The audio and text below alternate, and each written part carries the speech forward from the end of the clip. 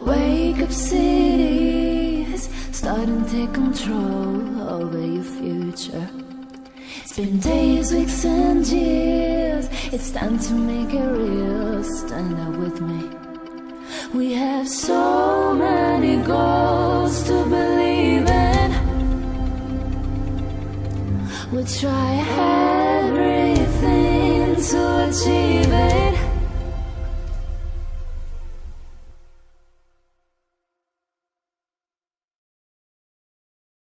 We have so many goals to believe in. We'll try everything to achieve it. Welcome everyone to the second edition of the Family Economy Week.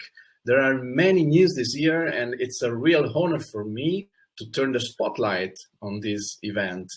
The Family Economy Week project was born in Italy a few years ago with the aim of bringing to savers and investors the great issues of the global economy and the changes underway through high-quality guests with a disintermediate language to promote greater knowledge and awareness of one's personal economy. Saving, investments, protection, social security, and asset management are the major themes of the Family Economy Week wants to bring to families directly. This year, the title of the event is The New Energy of Economy, People, Planet, Innovation.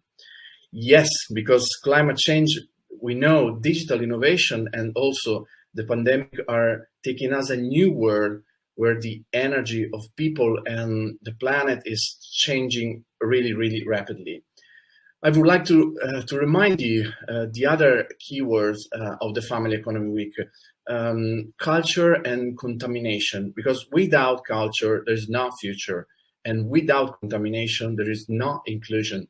And the world needs to look beyond by extending its harm to great changes. We are really in this time. And the Family Economy Week also has its own bookshop that you will find on the website, our website, www.familyeconomyweek.eu, in order to build an economic and financial culture for its future.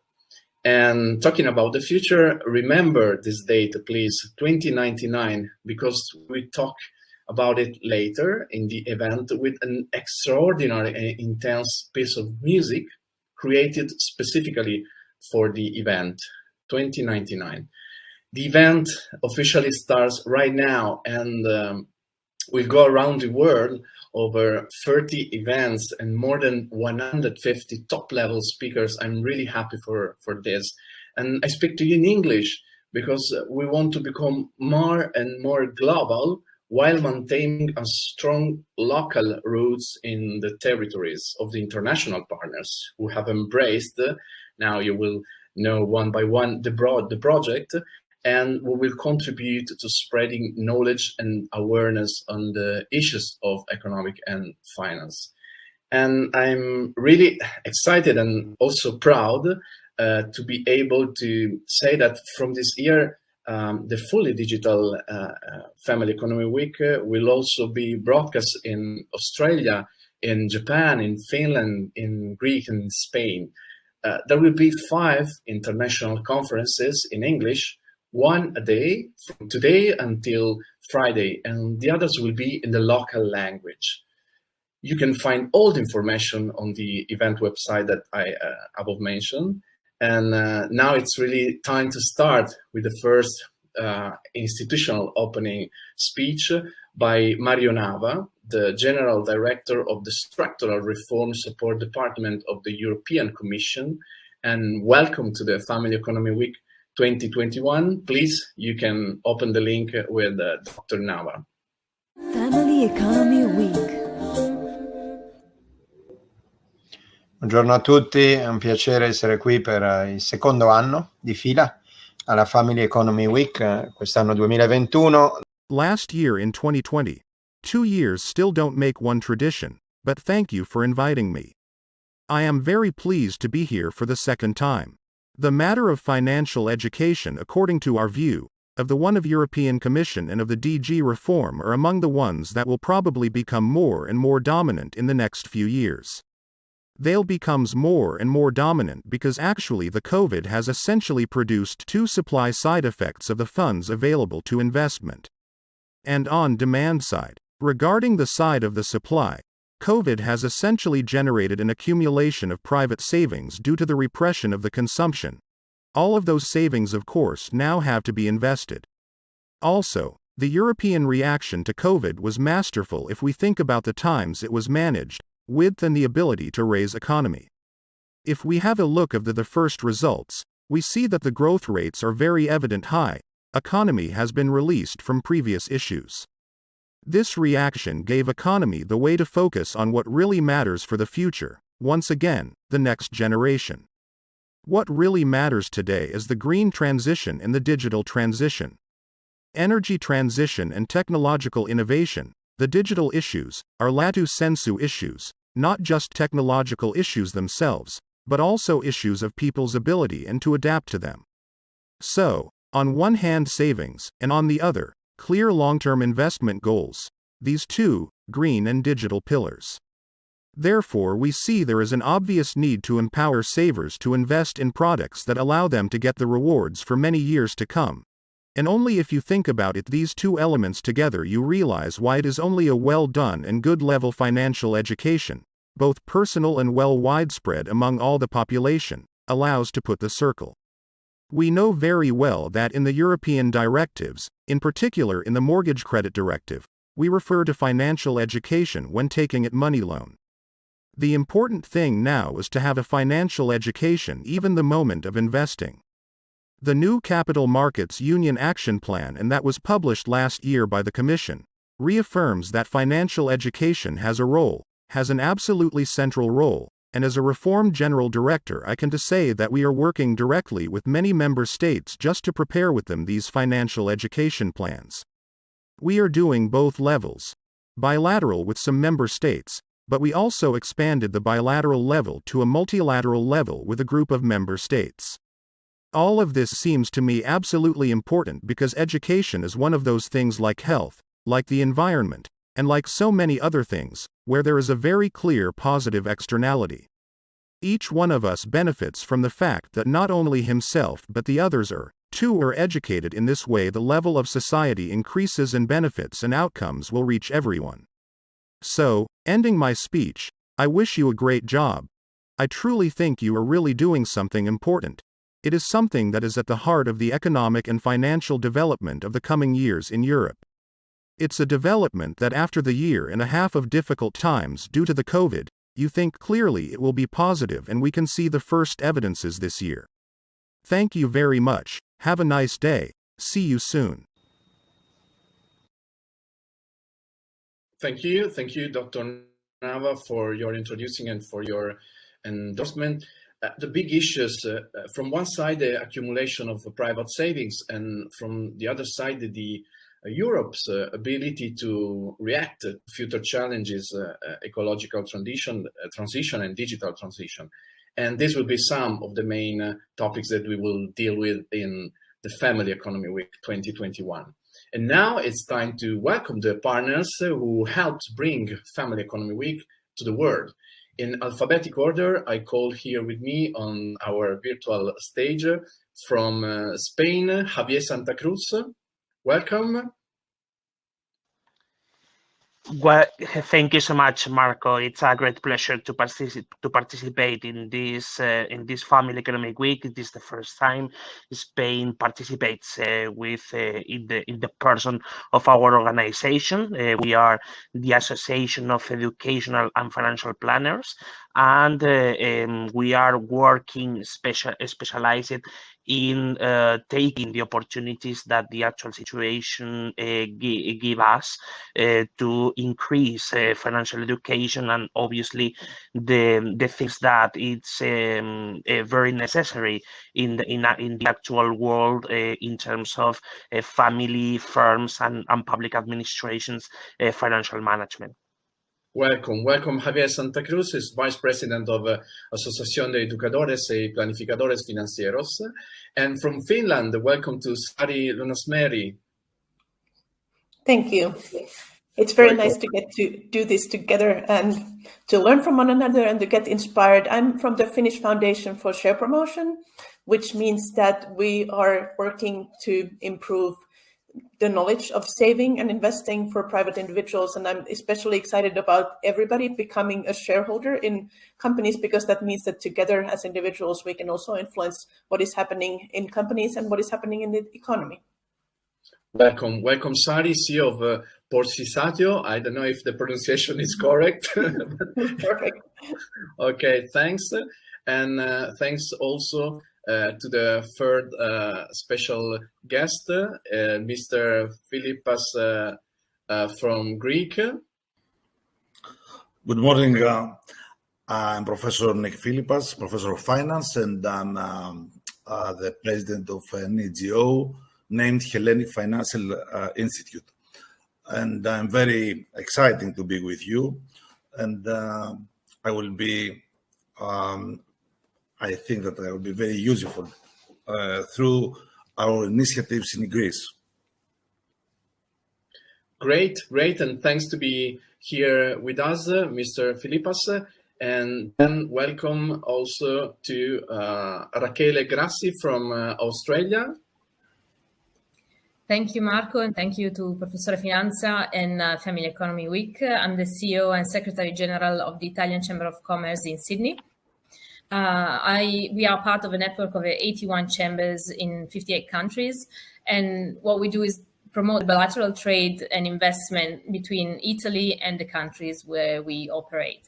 In this particular occasion and situation, I believe the project is very meaningful because it tries to reach out in different countries and territories, creating a common narrative and a common value that can be shared. And in this case, financial education is a very hot topic, and the world is changing so rapidly and fast that it's very important for us to have a tool to actually keep up and update it within this respect. So thank you. Thank to you, Raquel. And last but not last, Francesco Rinarelli from Japan. Welcome, Francesco. Thank you for having me here. It's great to be together with you. This is the Italian Chamber of Commerce in Japan. I've been working there for 10 years now. So I allow myself a little bit to speak in representation of this country, where there's a significant momentum at the end of this. Let's hope it's the end of this ominous period to change things. The Prime Minister has just changed, and the Olympics has just been held, and people are asking themselves what's next. And this is a perfect moment to address the topics that this Family Economy Week is trying to tackle. So it's good to be doing this together with so many countries. Great. So we can start the panel, and really welcome to everyone. Now we start with a virtual round table around the world to learn more about this extraordinary partners that you are, who have organized the event in your own country. We can start with Spain, with Javier. And Spain, 46 million inhabitants, and you're very busy on the financial planning front. In Italy, the pandemic has resulted in the highest level of private saving ever achieved. Think that now we have over 4.4 trillion parked on current accounts and postal deposits due to fear and, of course, uncertainty about the future. And despite the expected GDP, because we will grow in 2001 at an excellent plus 6%. How did the Spaniards experience fear of the future, and why is financial planning essential to prepare for a more resilient life? Mm-hmm. The accumulation of savings the crisis has generated in the last 1 year and a half constitutes a great opportunity to give a better financial management, especially for families that had before crisis important problems in terms of not only savings but also in terms of debt management and consumption, and obviously with income problems. So it is a very good a scenario in which we, in spite of we have to take in account the 2/3 of new savings are generated by in transitory terms, so it could disappear in next year due to the growth of consumption, but the final result will be positive in terms of increasing on savings, and this is the impulse to manage better financial management of families. So this fact of fear of future, but obviously in present for COVID and for other economic and social impacts that the crisis has created, it is for us seen as the best playing field to build a new consideration of life cycle plans, and to extend this kind of instruments, these tools, to improve the level of not only for wealth but also in terms of personal utility, and obviously to increase the level of the quality of finance in Spain.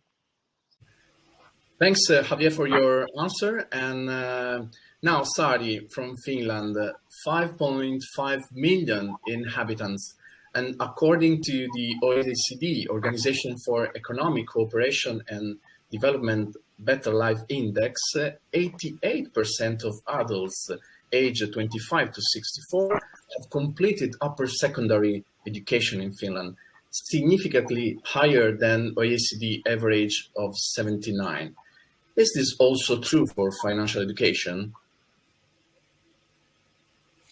Well, in the latest OECD PISA study, the Finnish 15-year-olds actually, when measured financial literacy, they placed second, which we're of course very proud of.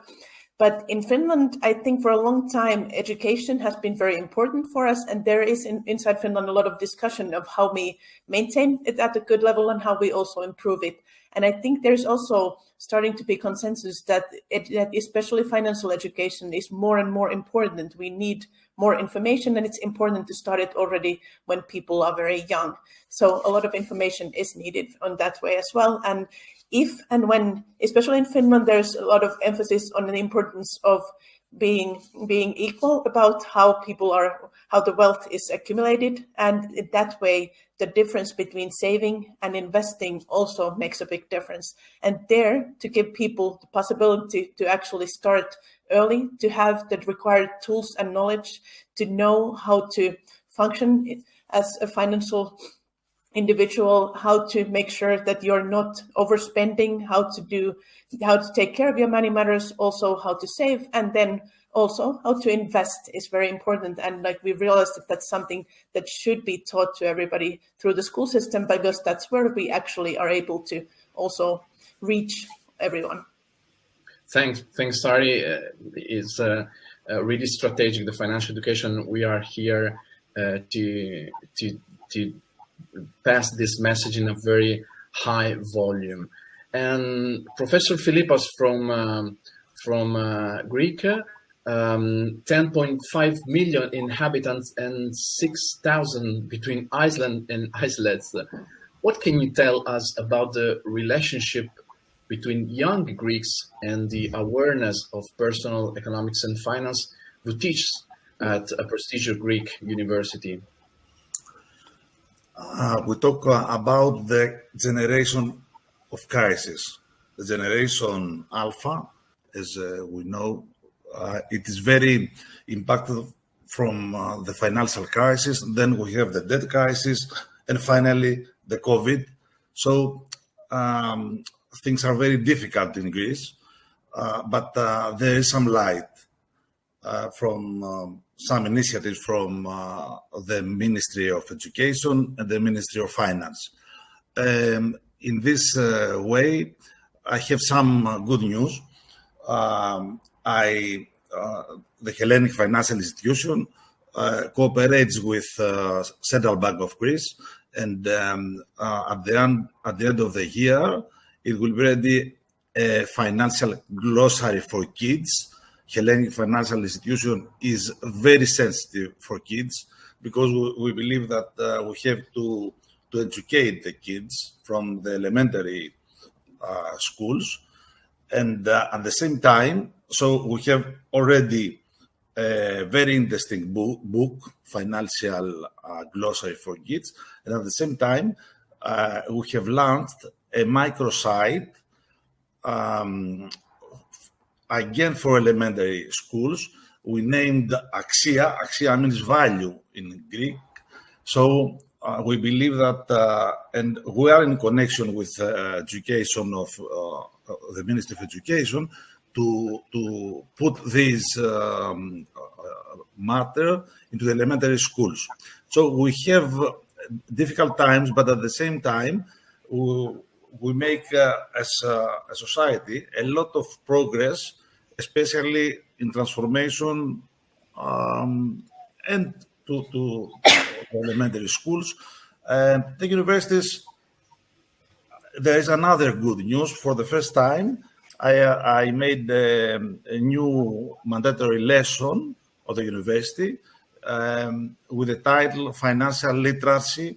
And I think that is the first lesson, maybe with Professor Lusardi, but I think that it's kind of different. So I believe that we have a lot of initiatives to promote the financial education in Greece, and especially in this area, I mean the elementary schools and the high schools. Great. Thanks, Mr. Philippos, for your introducing. And I mean, it's really important to start from young people to educate a new kind of society, more awareness about financial education topics. So thank you and compliments for your great job. Now it's time for Raquel from Australia, 25 million inhabitants. And Australia is an incredible, diverse country and is home for many, many wonderful cultures and communities we Italians know in a really strong way this kind of inclusion. But there is something truly unique that unites everyone. One of a kind shared spirit and attitude that is the Australian way of life that we call real Australian way of life. And in this way of life, at what point is the knowledge and attitude towards the personal economy? And what are the most relevant consequences you see following the pandemic? Thanks, Raquel. Thanks a lot, Marco. Yeah, you actually mentioned one of the phrases that is mandatory to learn when you actually apply for citizenship in Australia, or the one of a kind. Australia is indeed a very young country with a current population of 26 million, and it's a mix. Immigrants from all over the world came to Australia, and currently there are 200 languages spoken in the country. So it's a very significant and relevant factor when you think about all the influences and the different perspectives and attitudes towards any fields, including the financial education and expenditure.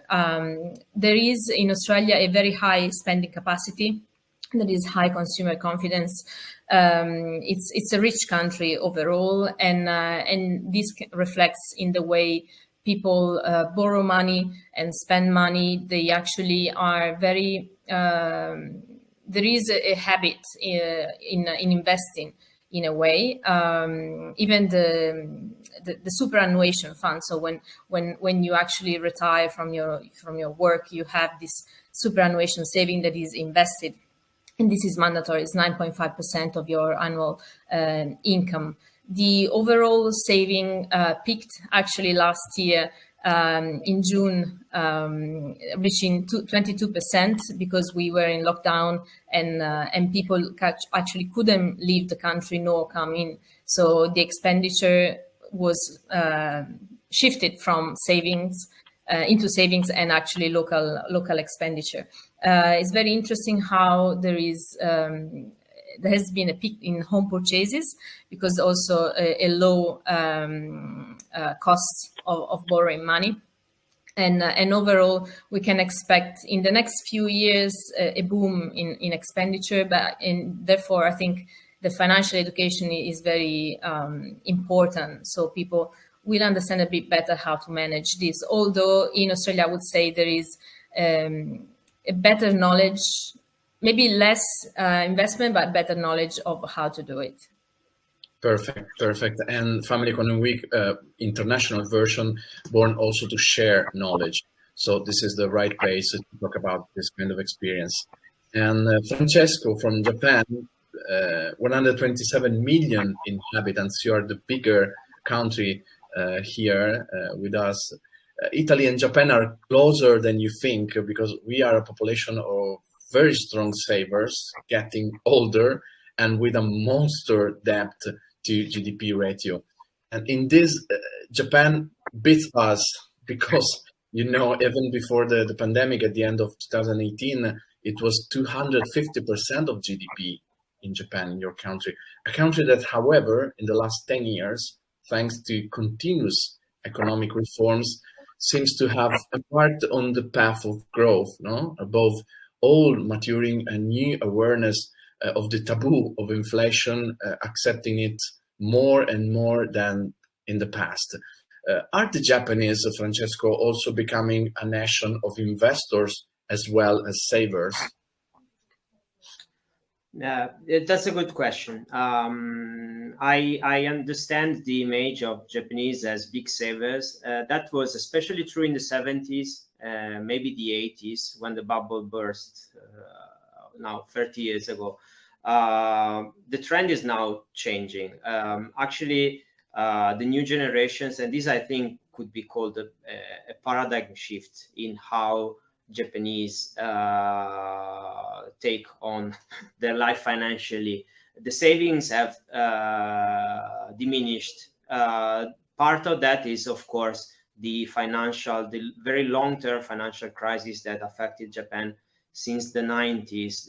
They called it the lost decade or the lost 20 years. The trend has changed a little bit in the last 5-6 years, but not at the levels of 30-40 years ago. They used to be very frugal, but then the life of average middle-class Japanese 30-40 years ago was that of a very linear career. Time spent 80% at work, 20% with family. Leisure was within mostly the work environment, so dinners out, even travel abroad was within the framework of work. So personal expenditure was low. There was a lot of remaining for saving. The new generation doesn't enjoy the same salary level of their parents. That's first. And second, the profile of expenditure has changed a lot. People have relatively more time. They tend to spend less time at work, so they consume more personally in food, for example, in travel experiences. Savings are less prominent than before, and to that I would think a new problem has been added. That is, the previous frugality is not there anymore, and new generation just have to they cannot follow the path of their parents because the economy has changed so much. They need to reinvent a paradigm for themselves, and investing is part of that. So I think that in the population normally in Japan, investing was equal to speculating. So FX, foreign exchange, and now cryptocurrencies are mentioned as example of investing, but that might be very risky and possibly open just to people that want to put their savings at stake. A new mentality has to grow. In that sense, an occasion like this is important, at least as a signal, because new generations in Japan are not used to consider investing, and not just savings or being frugal, as a way to build their awareness. So I think there's a lot of work to do right now. And yeah, so the last 10 years were positive in terms of growth. So we went out, luckily, of these lost 20 years. But as I told before, Japanese now really do not know how to name the next decade. They do not know where they should go. Should they pursue grow again, or should they try and be just a little quiet country where things do not change that much? So this is something Japanese are really putting their bets on, and we don't know. But for sure, a healthy investment mentality could be one way to at least stay in the good path. Thanks, Francesco. Thanks for your open window to Japan. And Family Economy Week International is just an open window to the world. And you can absolutely understand better through this kind of speech that the world is changing. We are facing new challenges, and financial education is, of course, one of the main topics to get people more aware about these new challenges. We are now going to the second roundtable, just before presenting the program in synthesis of the individual nations. So I want to start from Sari. And Sari, Italy and Finland, as you know, seem closer than they are geographically, because let's talk about fashion, as an example. You have always been attentive to sustainability issues. And lately, you have been really committed, as a nation, of course, to conceiving new materials and durable business models for the international textile sector. And to what extent are Finnish savers and investors aware of this ESG wave and the opportunity associated with it? Thank you, Marco. Really good question. Actually, in Finland, in the last 2 years, the number of investors has increased a lot. So a lot more individuals are investing in shares. But also in the last year, there has also been an increase in number of companies getting listed on the stock exchange. And it's really interesting to see as more companies come, and also companies with the focus on ESG factors, on environment. And one of those companies is that I think you might have been referring to is Spinnova, which is a company that is actually has created a new innovation for textile industry. They are doing the material using wood without using any harmful chemicals. So that's very interesting. And I think that is this emphasis that companies are having on trying to do better things for the environment, better things for the world, is something that I think is also very attractive to individual investors. And we see in Finnish research results that when asked, especially young investors and women are very interested in sustainable investing. And if we think about the ESG, so environment, society, and governance, we can see in Finland that many people are concerned about the environment, about biodiversity, about climate change. And therefore, I think it has changed how people see investing, that there is definitely the desire to not just be wealthy, of course, also become wealthier, but in addition to also do something that is useful, do something with your savings where you can actually influence and invest in something that corresponds to your value system, something that you really believe in. And now I think that we can see that the intent, the desire to invest in that way is there, but what people are really asking for and waiting, and what the European Union is working on, is to get more easily accessible information about sustainability issues, and also information that is standard and easily comparable. So people are a little bit afraid about greenwashing, so they don't want to invest in something that is just said to be environmentally friendly, for example, but they want to actually know for sure. That is one of the reasons why people are at the moment saying that instead of selecting a more complex financial product, they actually want to invest directly into the companies so that they understand what they are part of and where they are being shareholders and what they invest in. Sari, you have touched many interesting points, because ESG is really a big word. And during the Family Economy Week, we will share with people many contents about this new wave. And Raquel, the Australian economy has grown very well with an annual plus 3.3% from 60s until 2020. You just mentioned before that is a rich nation, and the two major recent risk factors seems to be relations with China from a side, which have worsened significantly in the last year, and the crisis due to climate change. We just talk about environmental with Sari right now, that has caused crop failures and regular fires in the most industrial state. What is the level of sensitivity of the population to environmental sustainability issues in Australia? And is this also shifting to financial products?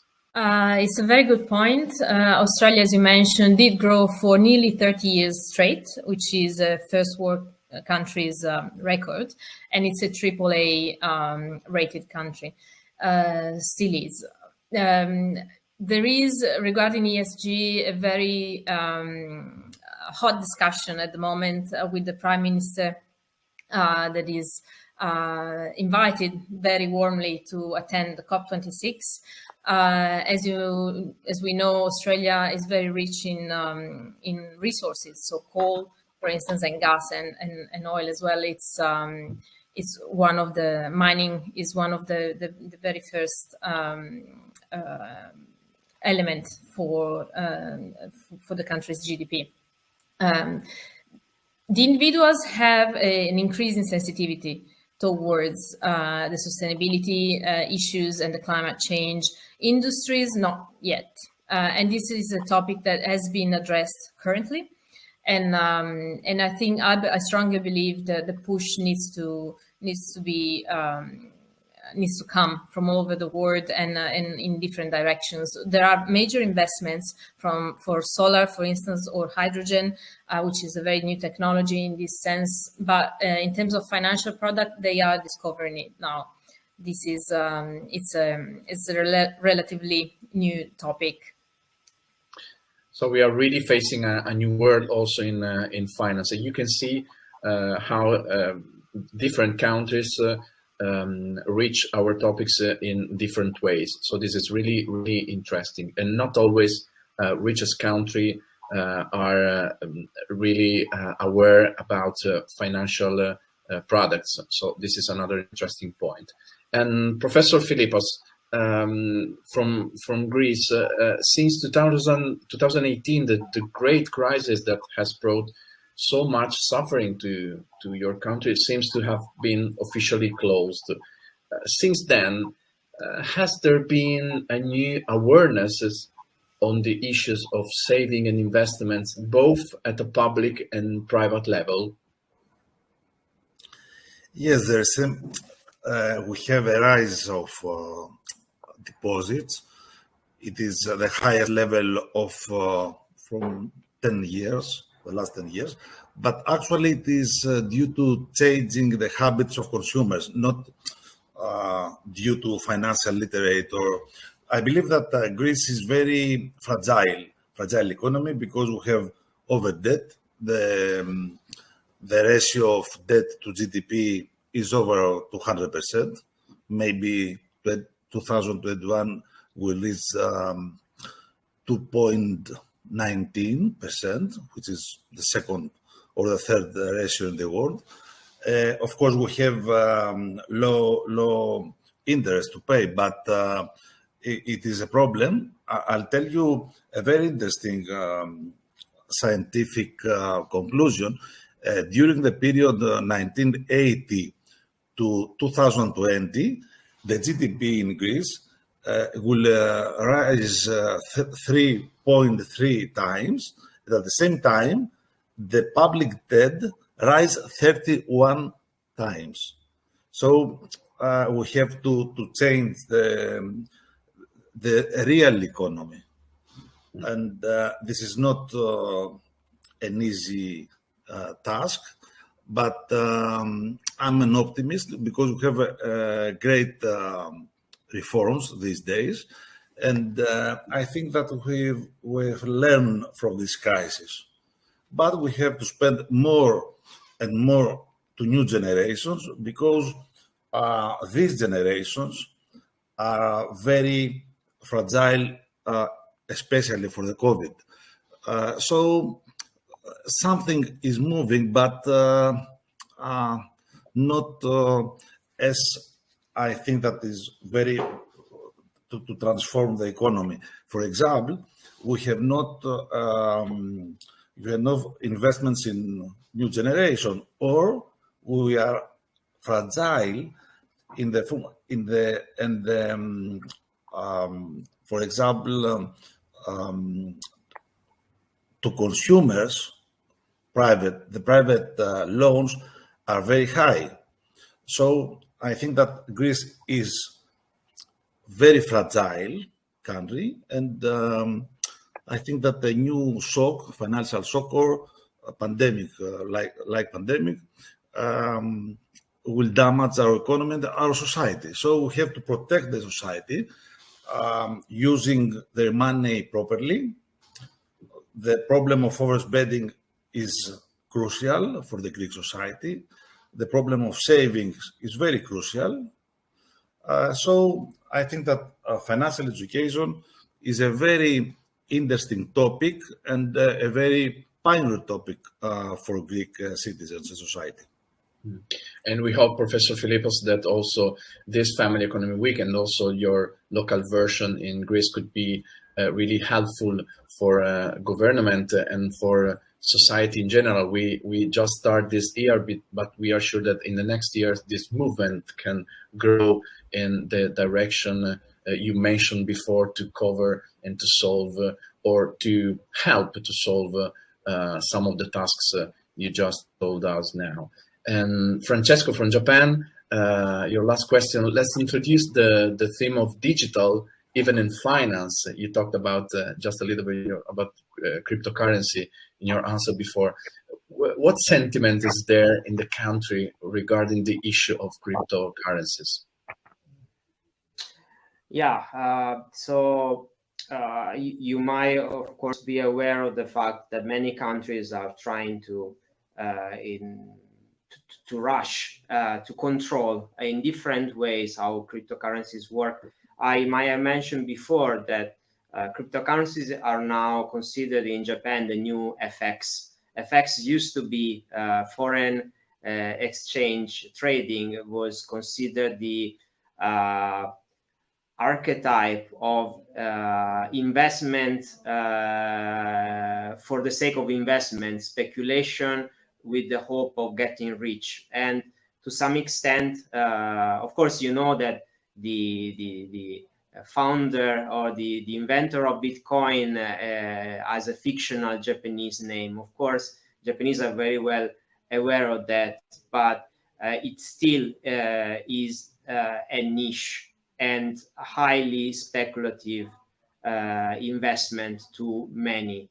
At the same time, the government is very afraid that cryptocurrencies could suck money out of Japan. And well, there are a few regulation right now that for law-abiding Japanese are quite valid obstacles to investing in cryptocurrencies. There's a tax on unrealized gains first, and there's a tax levied basically on any cryptocurrency investment done on recognized cryptocurrency platforms. So there's a lot of surveillance, at least in terms of seeing how much money could be siphoned out of the country because of that. There's an ongoing project, I think, to create a national cryptocurrency, same as China, for example.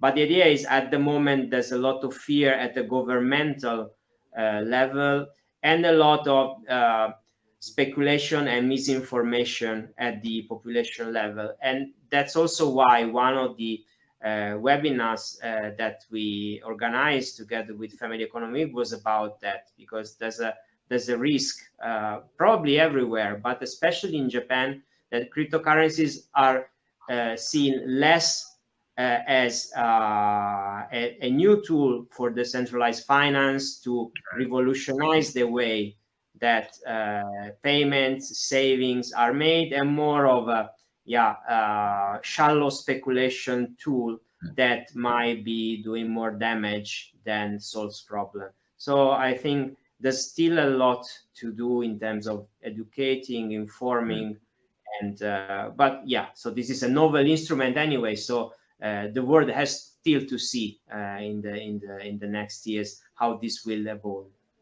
It's really interesting, Francesco, to know, as a country so shy in terms of investments, how can people and policy and government policy face to this new kind of phenomenon. So it's really interesting. It will be really interesting, your webinar. At least, Javier, ecological transition and digital transition in progress. You are grappling with important government reforms in these months, and with a lot of money to manage from the planned Recuperación, Transformación y Resiliencia, 69.5 billion euros until 2023. So much money. To make the economy growth, you are having more structural. And what are the main challenges for citizens and businesses in the coming year in Spain? The main challenge is obviously to employ this high amount of money better than the situation that we have seen some years ago. So we have to take in account Spain has received since 1986, it was the date in which Spain became as a member of the European Union. In the last more than 30 years, Spain has received more than 300 billion euros in structural funds and another European money.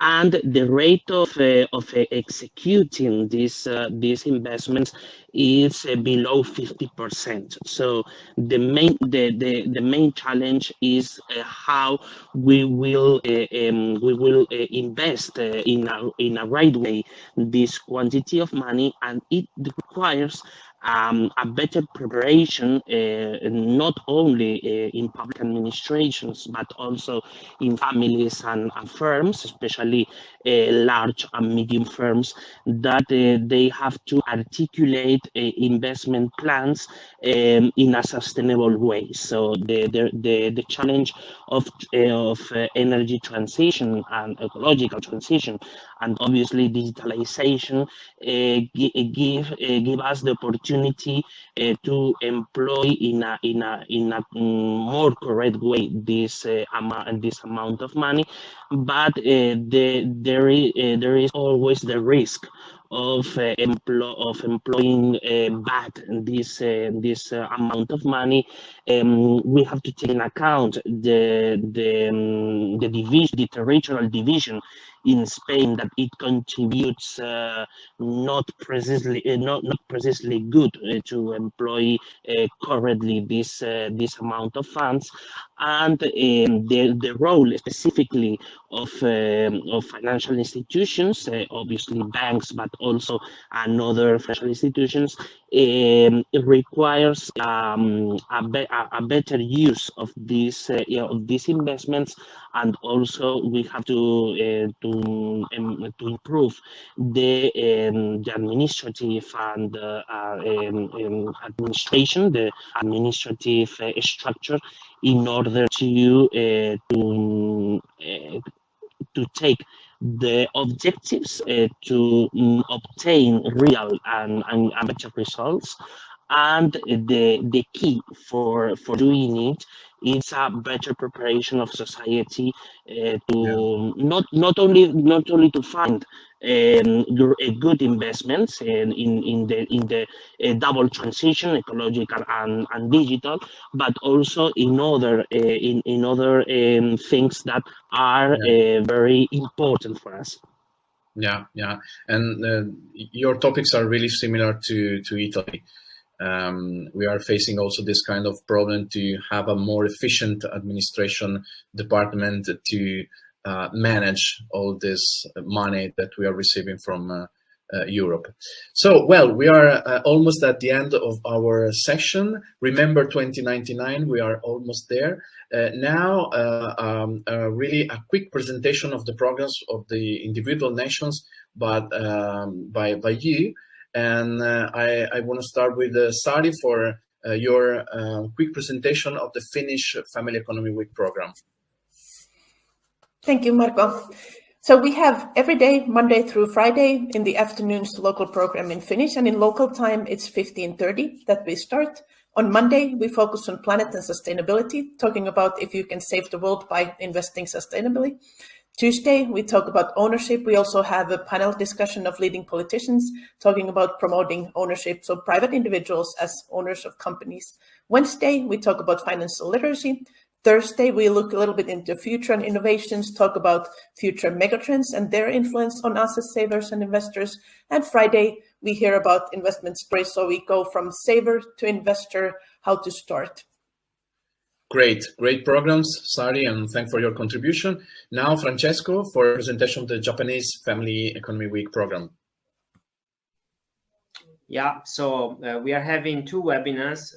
The first one is actually a mini interview with an educator in cryptocurrencies I was mentioning before, such an important topic for financial education now in Japan. And the second webinar will be a panel with three professionals, one very high caliber personality in Japan, about working and the work revolution, not just remote working, but a very productivity and the way of work in Japan is changing a lot. So we are focusing on that, exploring that, how it could change while respecting tradition. Very interesting topic. This will be, I think, on the 19th next week. Yeah, and this will be also inspiring from all the other countries. And Professor Philippas, a presentation of the Greece Family Economy Week program. Thank you, Marco. We'll present two webinars. The first one named The Importance of Financial Literacy for the Greek Family.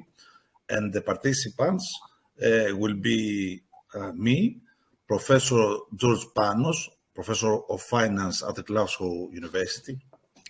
Then we'll be together with Special Secretary of Debt, of Private Debt, Mr. Fotis Kourmousis. And finally, Dr. Vasiliki Giora will present a very interesting topic about measuring the levels of financial literacy of youth in Greece. It is a part of PhD thesis, and there will be another webinar, this time to my students, and I will present some topics of personal finance. It is four main questions to be answered. The first one is what happens in Greece before and after the pandemic, which is very, very interesting.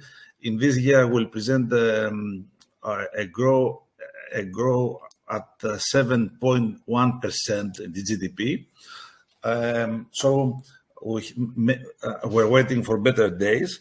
And what is the personal finance? What are the components? And why it is necessary for the 21st century? I think that the complexity of financial system and the overdebt, which is all over the world, makes the financial system more fragile than ever. So the citizens have to be very careful about how to manage their money. So these topics, I think that with these topics, I think that I'll give some very interesting insights for the very hot topic for financial education. Thanks, Professor Philippos, also for your commitment. And Javier, a presentation of the Spanish Family Economy Week program. Yes, sure. In our case, we have six panels distributed to Monday to Friday. We have 32 panelists that will deal with some different topics. For example, on Monday we will present our work at the association, especially the creation of the new career. It is the financial educator in Spain, Portugal, and Latin America. On Tuesday we will deal with Planet, so we will dedicate to ESG objectives and the translation to financial institutions and to the management for families and firms. On Wednesday we will deal with women and social integration and specific topics about that. On Thursday, we will deal with sport professionals and the management of that kind of professional career. So, for example, the income and wealth effects that it is key to have a good management. And on Friday, we will present the conclusions. We will have sessions in the Madrid Stock Exchange related to the real application for markets and institutions, and we will finish with the plans and the plans that the association will have in next year. Thanks, Javier, for your commitment, also to you, and compliments for your program. And at least Raquel from Australia. A presentation of the Australian Family Economy Week program at last. Yes, we actually we're going to talk about the how COVID-19 affected Australian economy and people overall. We have a very high-end panel. We have the moderation of Jim Mascitelli, which is the co-managing partner of Mazars Australia. We have Matthew Burrows, the managing director of Fidinam Australasia, for what concern real estates, and we will hear more about how the population has reacted to it in terms of house investments.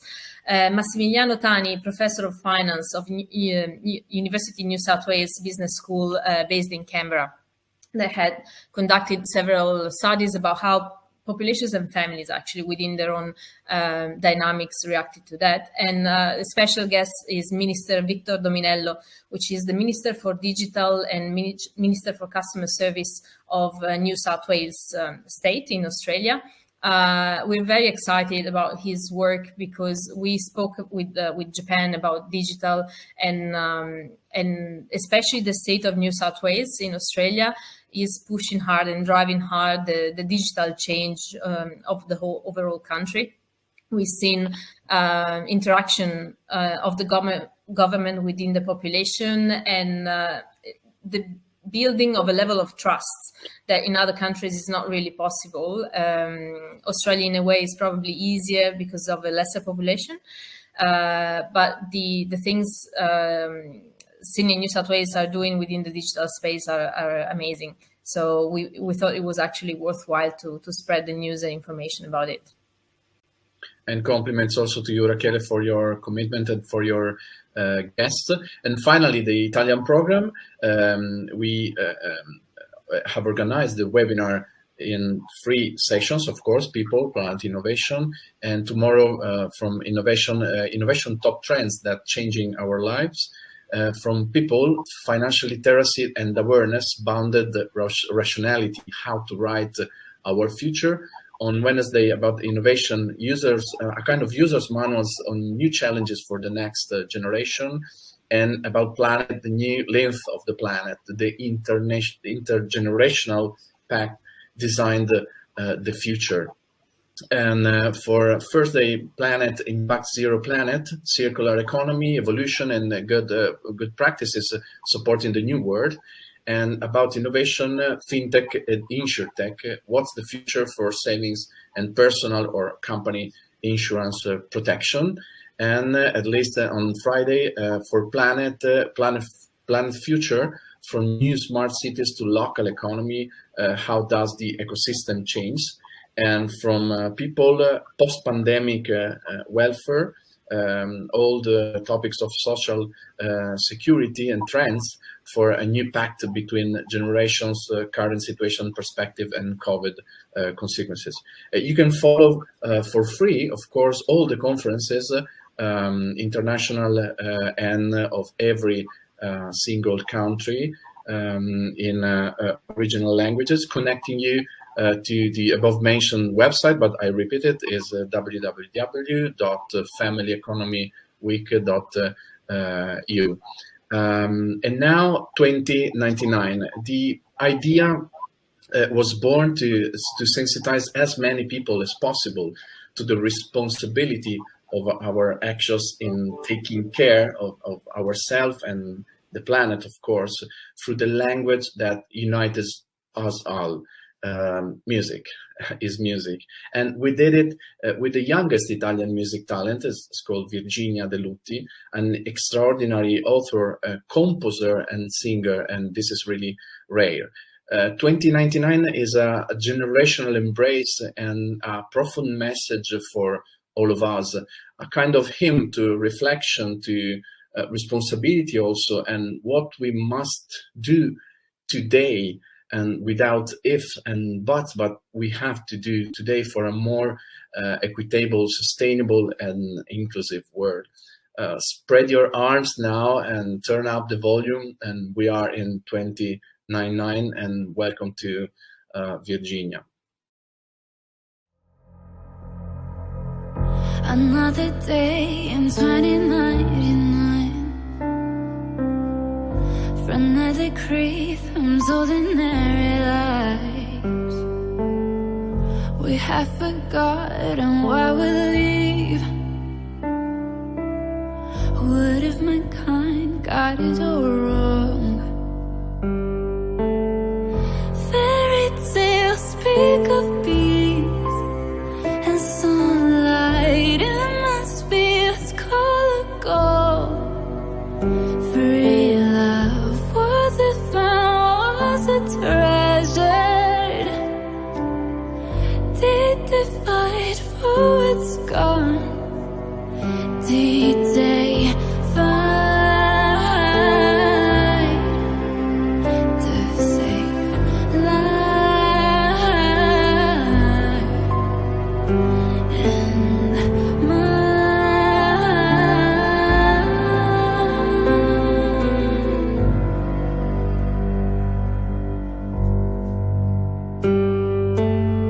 We started war against our own home years ago, and we don't know.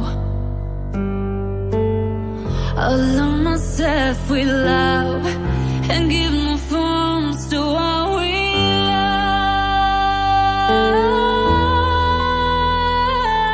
lost. Fairy tales speak of trust, connivance, flowers that give us sense. Free air, was it found, was it treasured? Did they fight for what's gone? Did they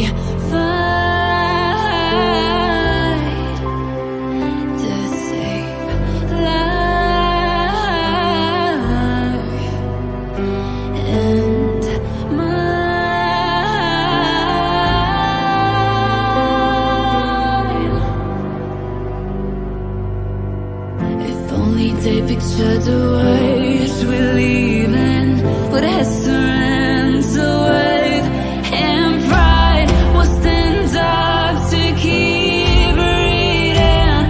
Get together and try to change the world and risk it all.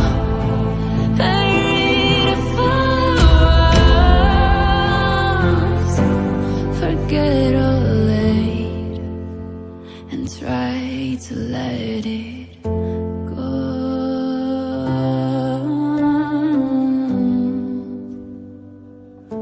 What have we done?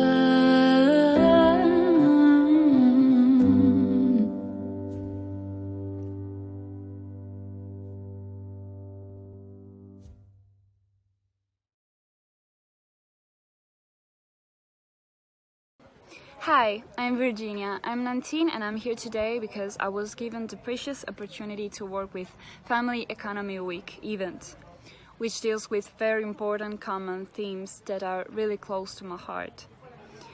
The passion of music was born several years ago, and although I wrote so many songs so far, 2099 is the song that I feel most inside. What have we done? It's pretty tragic, but I wrote the text in a moment of despair. I wrote a common situation in the new generations who find themselves having to fight for a world that is in serious danger and now giving up for dead. But I am positive. I'm sure that together we will change things, and we have great ideas, new ideas, and a lot of willpower from what I see from this event. So I'm sure that it will change. It will change for the better, and because after all, we've got too much to lose. Thanks to Virginia. As you listen, is a very interesting, beautiful song, and I think the young people are the keys to move this world to a new world. And as you listen, the message of the song is really intensive. It's really intensive.